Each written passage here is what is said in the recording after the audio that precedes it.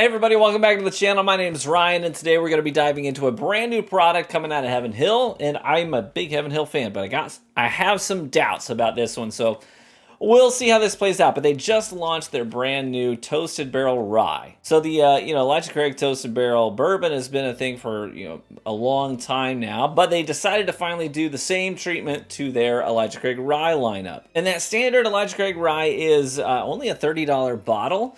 And now we have a toasted expression of it at 94 proof, and the MSRP comes in at $60. Now let me talk about why I have my doubts before we dive into this, and I have not tasted it yet, so I don't know what to expect. It's just been sitting here, opening up a little bit. But before we dive into it, let me talk about why I have doubts about this bottle in general.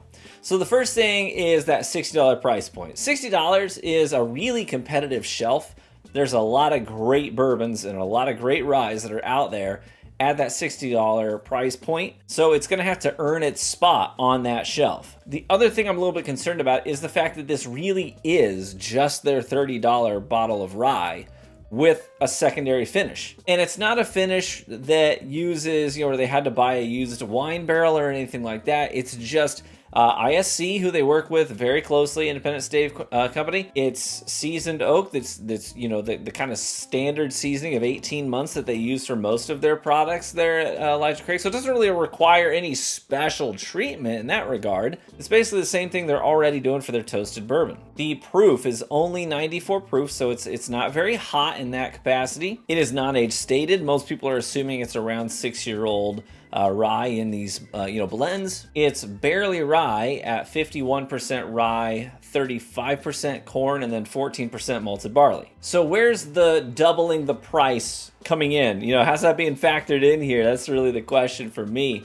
And the only thing I can think of, well, maybe it's because of the duration of the finish. So just how long do they finish it in these toasted barrels? So the barrels that they're using for the secondary barreling, they are not charred at all. It's just a nice slow toasting process that they do on it there at ISC. So I wondered if maybe they were finishing it for an extra long amount of time to really impart a lot of those toasted oak flavors onto the rye. But a little bit of research shows that they are finishing this rye in these toasted barrels for only 3 to 6 weeks. So, like maybe a month? That's really not a long time to be finishing, especially if you're going to be doubling the price. It's just spending a few extra weeks in a toasted barrel, the same toasted barrels you're already ordering for your other product line. So I'm trying to wrap my head around this $60 price point, and hopefully I taste the whiskey and I'm just like, oh, okay, totally, that makes sense. But we shall see. Let's dive into this, shall we? First thing I'm going to note is the color.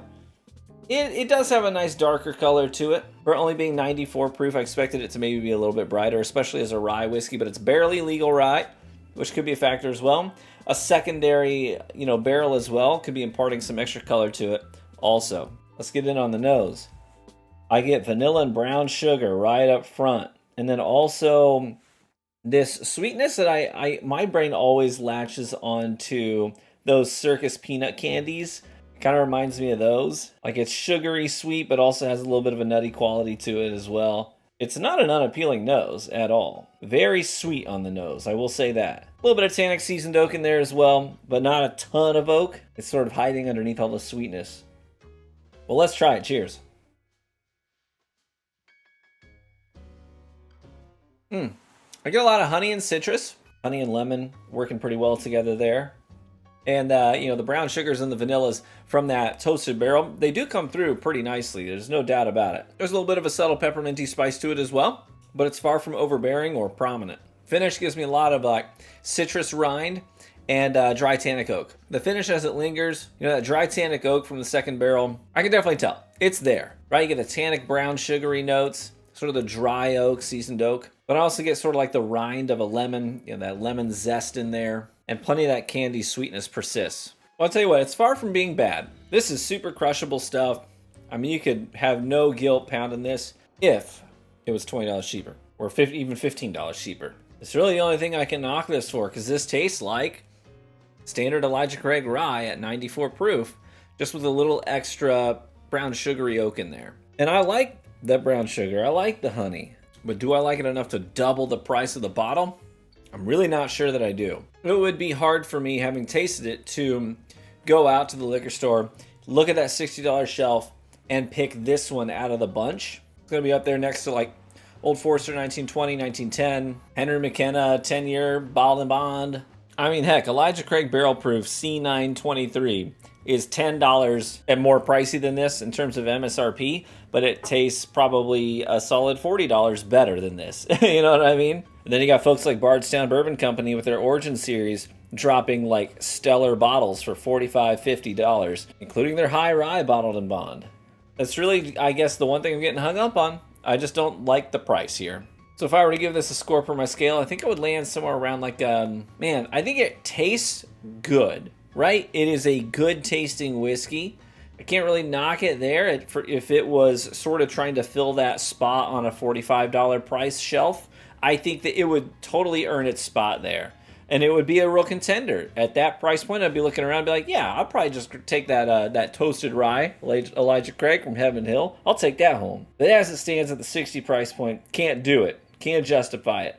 So because of that, I'm going to have to give it some knocks in that department. If it really full sent into its identity as an easy sipper and the price reflected that, I would rate it higher. But as it stands, I'm going to have to give this a score of 6.4. Because I think it's pretty good. It's a maybe buy if you just wanted to try it out. I will say if you are not big on ryes that bite back and you want something softer and sweeter, you might actually really appreciate this bottle. This could be for you. But I have a pretty robust collection of rye whiskeys at this point, and this one does not manage to stand out in that regard, for me personally.